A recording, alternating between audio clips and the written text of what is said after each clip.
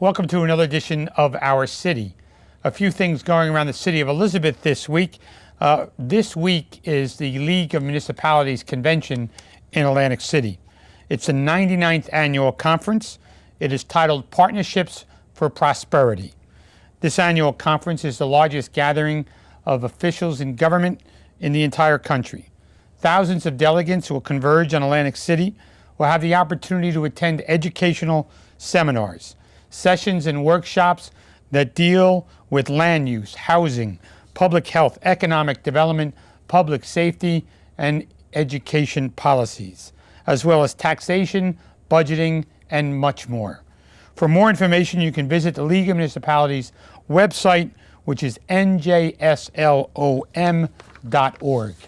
On Saturday of this week, November 22nd at 6 o'clock in the evening, I'll present commendations at the Eagle Scouts Court of Honor at Our Lady of Fatima Church, located at 403 Spring Street in our city. If you need more information concerning these events or any other events in our public information, please call that office at 820-4124. Please stay with us. After these messages, I'll be back with Ms. Cheryl Wachtel, who is the registered dietitian at Trinitas Cancer Center.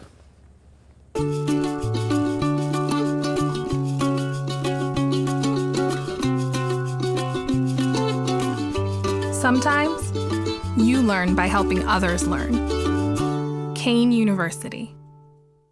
Welcome back to Our City, where I'm pleased to be joined by Ms. Cheryl Wachtel, who is the registered dietitian at the Cancer Center at Trinitas. Cheryl, welcome to the show. Thank you. So first of all, Cheryl, tell us a little bit about yourself, how you got into this role of dietitian, your background, your education, whatever you want. Thank you. Well, I actually have a degree in sociology from Fairleigh Dickinson University in Madison, and I was studying at graduate school in New York City about Eskimos and anthropology when I got very involved in the nutrition of Eskimos, and switched my major and went back to school at Montclair State, and then I eventually got a master's degree in nutrition at Rutgers. Well, you sure piqued my curiosity. What do Eskimos eat? A lot of whale. Really? At least years ago. Years ago. Is that healthy for you? It keeps them very warm, and it has a lot of good vitamins that they need to keep them going. Because of the weather conditions they live in. That's right. That's right. Unfortunately, they have some other problems with they don't have fruits and vegetables growing too much in very cold weather, so they have to rely on things like whale. So that was the staple of their diet for hundreds of years? Yes. Interesting. And you were writing a paper on this? I was. Did you write it? I didn't finish, and the professor was very nice when I told her that I was leaving school. I'm done with this. Going back. This has piqued my curiosity so much, I'm going to figure out dietitian for many more people. That's interesting. So the most important nutritional considerations that cancer patients need to be aware of. It's got to be a struggle because they're worrying about their disease. I guess food's secondary. Food is secondary. People are very worried, and when you're worried, you don't want to eat. But you have to eat. That's the only way we get our nutrients. It's the only way we get vitamins. It's the only way we can get protein, carbohydrates, and fats. We have to eat. So we have to remind people that they need to push themselves a little. They need to accept friends and family that want to cook for them. Some people don't want help. They need to eat anything they want sometimes. Sometimes we say, ice cream is okay, cake is okay, we need calories. And we tell people that there's no secrets. They need to get their nutrition from food, not from pills, or people find a lot of information on the internet that isn't always accurate, isn't always evidence-based. It's interesting you say that. Whenever somebody gets ill these days, the first thing they do is go to the internet. You tell your doctor you've been on the internet, the doctor tells you to stay the hell off the internet. Exactly. And so you tell your patients when they're looking for a balanced diet, listen to us. Right. Or I tell them, if you're going to the internet, look for three things. Anything from .gov, from the United States government. Anything from large universities, anything from large hospitals. That's all good research. You want big studies. You want a lot of participants in the studies. That's the kind of research. When people come up to me and they'll show me on their phone, oh, soursop is something that's going to cure me. It's not. Anybody can write anything on the internet. So. And they do. So you raise an interesting point. The larger the studies, the Yes. more people that participate in the studies, the better it would be for people to follow. Yes. Sometimes you have to be careful. If there's a study and there were only 8 participants, 12 participants, they could really skew the results and tell you what they want you to hear. And I guess people would buy into it, though, because They do. that's what they wanted to hear, right? Right. They do. And it doesn't necessarily always work. No. I tell people there's no secret. So some of the foods that patients can eat to bolster their strength, you just said eat anything. But there must be foods that are bolster your strength more so. Well, we try to promote a lot of protein. Protein helps build your muscles. Things like yogurt is very well tolerated. Has a lot of protein. It's easy to purchase. It's economical. That's something that would usually give somebody strength. We also tell them to eat every 2 or 3 hours if they can't eat regular meal times. So whatever they can eat every few hours to give themselves the protein, the vitamins, and the minerals from the food. Are there some foods and beverages that can help patients tolerate the radiation or the chemotherapy? Sometimes we have people eating ginger. So they could grate ginger into their water. Ginger helps with nausea. Sometimes lemon helps with nausea too. So even things like ginger snaps or lemon snap cookies are a great thing to just carry around, and it really quells that nausea that they would have from the chemo. So does marijuana, right? That's what they say. It's not legal in New Jersey, but that's what they say in other states. That's what they're saying, but I don't really know. You don't really know because it's not legal here. But I figured since you talked And it's about not that, food. It's not food, no. But I had to bring it up. So ginger can come in food. Do you put it in food, or Yes, or even something like ginger ale. just ginger ale? Ginger ale is a really helpful food for cancer patients because the natural ginger is a known help for nausea. And that natural ginger is in ginger ale. That's right. Okay. So weight loss during treatments is also something that patients are concerned about. And naturally, if they're not eating, that's going to exacerbate the weight loss That's right. problem. So when my father had cancer, one of the things they constantly gave him was Ensure. Right. Is that the staple in the industry? It really is. It works. I'd say 90% of the time. People love it. First of all, it's very easy. You could throw it in your pocketbook. You could carry it in your pocket. Most people love the taste. It comes in different flavors. It's easy to purchase. It's at ShopRite. A lot of people just find it very helpful. And not only does it have calories, it has protein, it has your vitamins, it has minerals. So you could drink 3 or 4 a day and get almost 100% of what you need. Can you tell if a patient is listening to their dietary rules when they come back for treatment? Or do you have to worry about what they tell you? I think it's a combination of both. I think I have to listen, and that there are ways of telling. We do look at lab work. I can look at their weight, if they're gaining weight, losing weight, if they're puffy, if they're having a lot of salt in their foods. So there's other things besides what they're just telling me. There's other physical. Is salt in your food a good thing for a cancer patient or not? Well, it depends if they have high blood pressure. And if they're getting too puffy, then it's not a good thing. So we do need to restrict some of the higher sodium foods. Canned soup, those little packets of soup, TV dinners, McDonald's, other fast foods. Chinese food. Chinese food, definitely. Filled with sodium, right? Yes, it's the soy sauce. And they also cook with broth. So that adds a lot of salt. The nutritional supplements that are available in health food stores, supermarket shelves, helpful to cancer patients. I mean, can they walk into a supermarket and see something on there and says, this is going to help me? But earlier in the show you said no, it's not going to help. No. So if they feel good doing it, should they take it, but they still should eat properly? Right. We always say if it doesn't cause any harm, we allow them to continue taking it. But certain antioxidants are not used for chemotherapy and radiation therapy. So we don't want patients taking, for example, high doses of vitamin A, vitamin E, coenzyme Q, because it does interfere with chemo. So if they come to us and tell us that they're taking those, we tell them to stop. If they want to take something like ginkgo, aloe vera, we just monitor their side effects if they're not having any constipation, if they're not having any diarrhea, because the aloe vera could worsen that. So how does it interfere with the chemotherapy? Chemotherapy doesn't become as effective? I think it actually intensifies the chemotherapy, and so it makes it a little bit more potent. So the nutritional concerns, can you weigh in on, quote, power beverages? It's become a very popular supplement out there. I'm not sure that they're very good for us. A lot of times, even I don't think they taste good, by the way, so I'm glad you said that. even something going back to Gatorade. Everybody says, well, it has electrolytes, which everybody thinks it has potassium.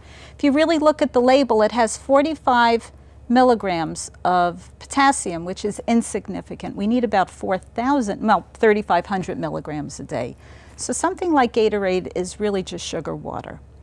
All these new vitamin waters, it's the same thing. If you read the label, it has insignificant amounts of vitamins. It's better to eat a banana if you want to get potassium, Absolutely. Right?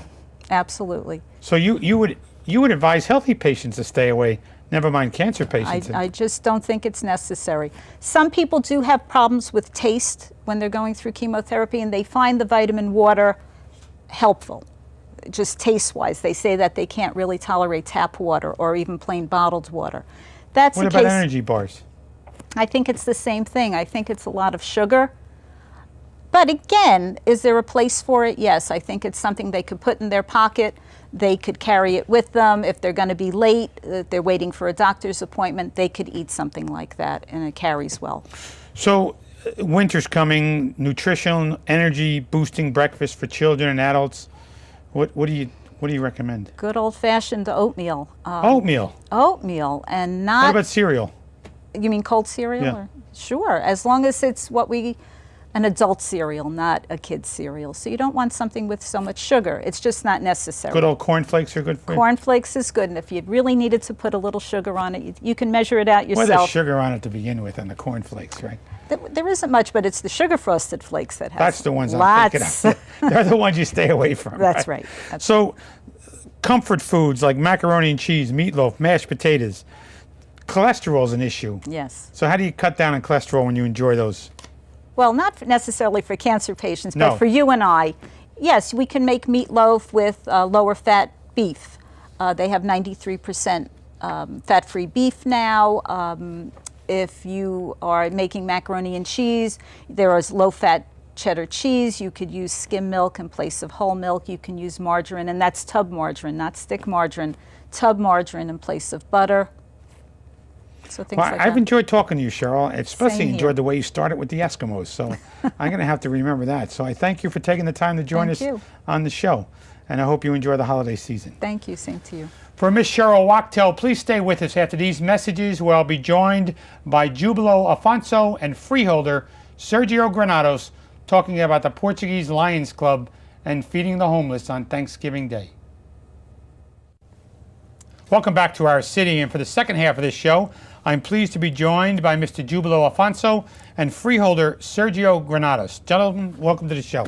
Thanks for having us. So you've both been here before, I know, and tell our viewers first, Jubilo, you're an attorney in town, a little bit about yourself. I'm an attorney in town, born and raised in the city of Elizabeth, and when I had a family, we decided to stay here. We live up on McGee Avenue, and it's me, my wife, my two boys. Twins? Two twins, 2.5 years old. Yeah, they keep you busy, huh? Yeah, it's like having 5 kids. I know. Freeholder, you've been a freeholder now for 2 years? For a year. A year. A little over a year. Time flies when you're having fun, doesn't it? It definitely does. It's definitely great work, being involved in the community as much as possible. Definitely could ask for anything more.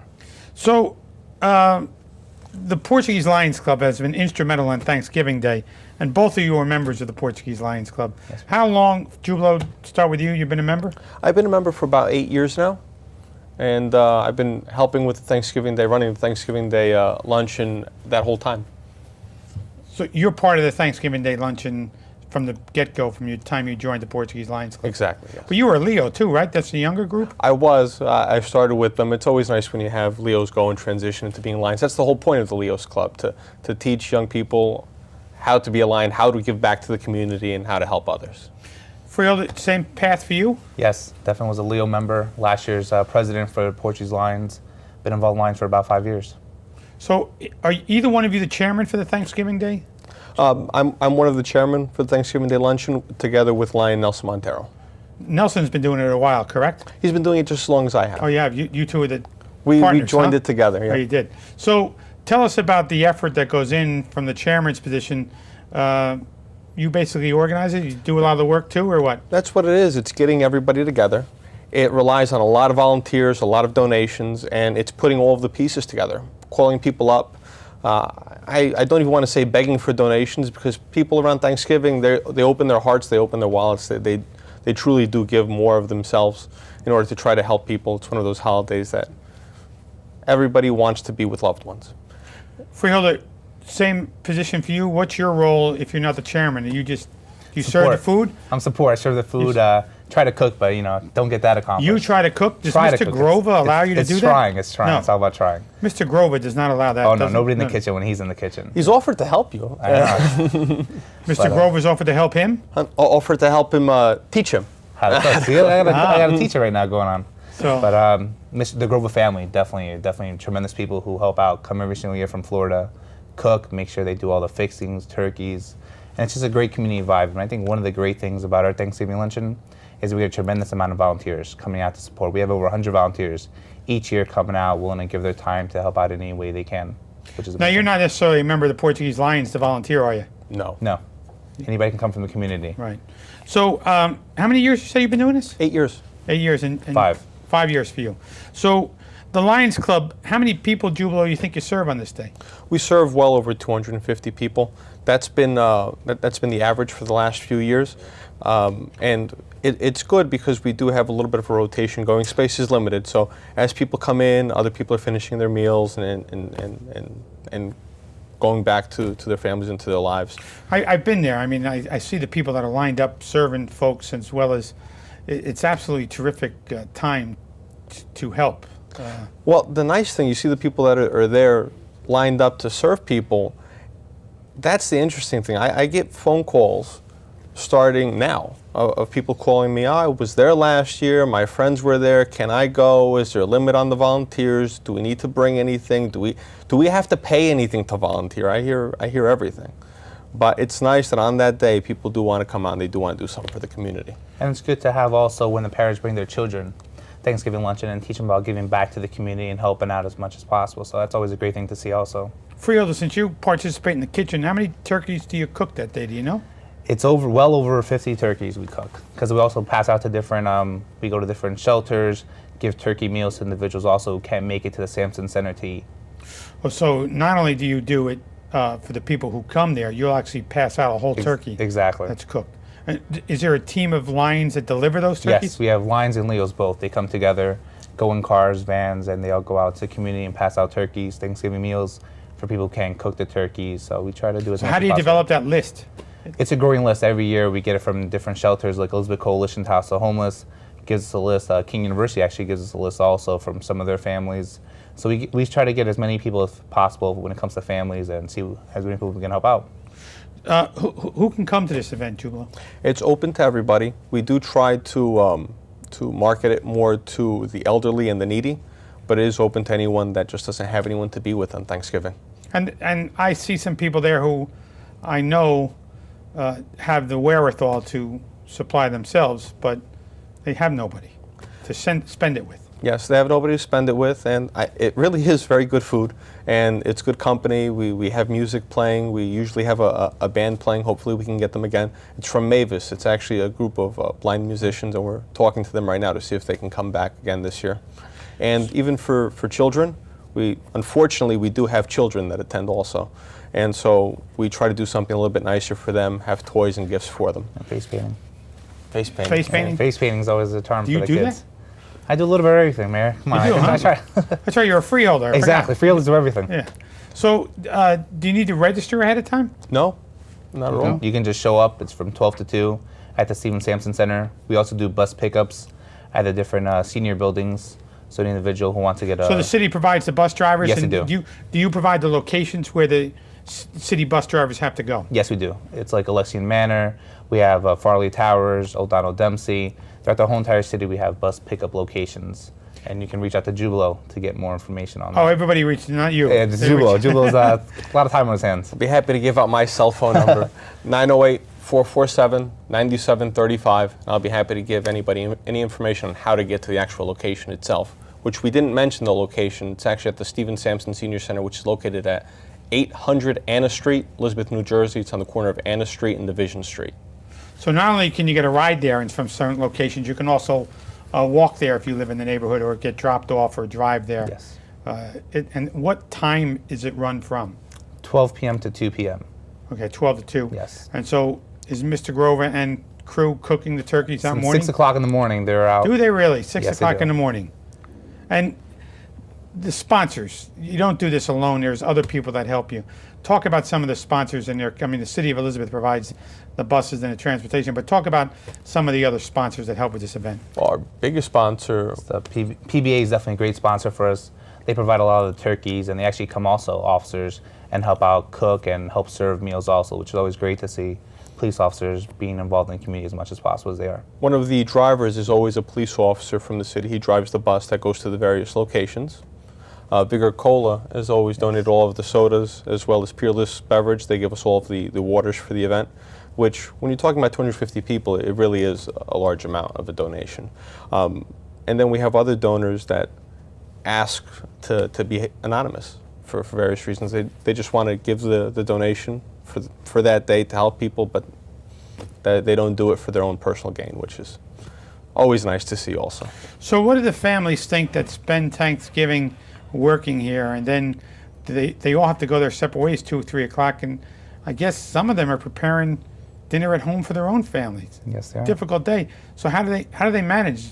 And are they grateful for their effort personally?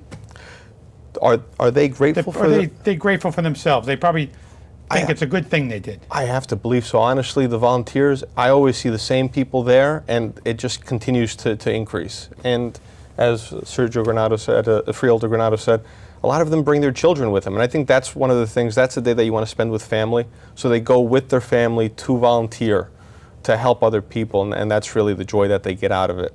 As far as how they make their own dinner at home, honestly, I have no idea. Well, what do you do after 2 o'clock? I usually have dinner there, honestly. You eat dinner there. I eat dinner there, and then I go home for leftovers, because everybody usually ate by the time I get there. Everybody's at my mother's house at noon eating by the time. Oh, they're eating at noon. They're eating and they're at not noon. waiting for you. My mother is not waiting for me. Your own mother is not waiting for you. That's right. She said, Jubilo, if you want to volunteer, that's fine, but we're eating here at noon. That's right. So, and Freeholder, what is your schedule after that day? My mother usually comes in the morning time to help out, but then she goes back home to make sure the turkey is prepared. And usually, like me and my sisters and brothers usually stay there, making sure we stay from beginning to end and helping out, making sure everything's run properly. So it's at the Sampson Center on Thanksgiving Day Yes, it is. from 12 to 2, and anybody's welcome. Everybody's welcome. You want to volunteer, you want to come have a meal, definitely feel more than free to come pass by. Gentlemen, I want to thank you for taking the time to join us on the show. Talk about this great commitment the Portuguese Lions Club has done for the residents of our city for many years. Thank you for your efforts. Thank For you. having us. For Jubilo Afonso and Freeholder Sergio Granados and Miss Cheryl Wachtel on the first part of this show, I'm Chris Bolwage. We'll see you next week on another edition of Our City.